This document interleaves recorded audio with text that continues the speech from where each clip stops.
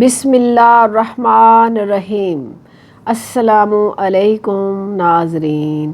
رسول اللہ صلی اللہ علیہ وآلہ وسلم کی پیشانی چومنے والا سعادت مند کون تھا؟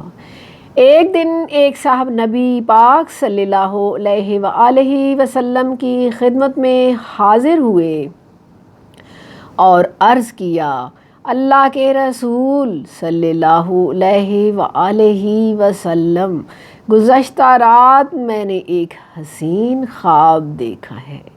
خواب میں کیا دیکھتا ہوں کہ میں آپ صلی اللہ علیہ وآلہ وسلم کی پیشانی مبارک چوم رہا ہوں۔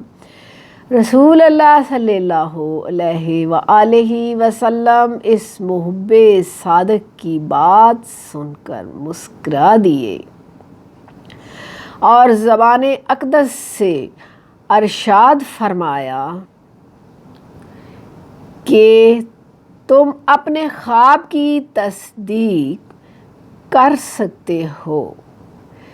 یہ جان نثار آپ صلی اللہ علیہ وآلہ وسلم کا ارشاد سنتے ہی فرط محبت سے بے خود ہو گئے اور والہانہ انداز میں آگے بڑھے اور عقیدت محبت سے رسول اللہ صلی اللہ علیہ وآلہ وسلم کی پیشانی مبارک کو چوم لیا۔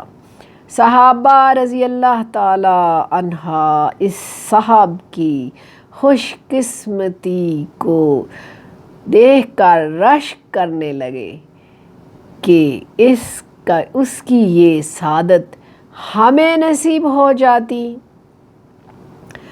یہ بزرگ جن کو امام انبیاء علیہ السلام صلی اللہ علیہ وآلہ وسلم کے چہرہ پر انوار پر بوسہ دینے کا شرف حاصل ہوا، ان کا نام سیدنا حذیمہ بن ثابت رضی اللہ تعالیٰ عنہ تھا۔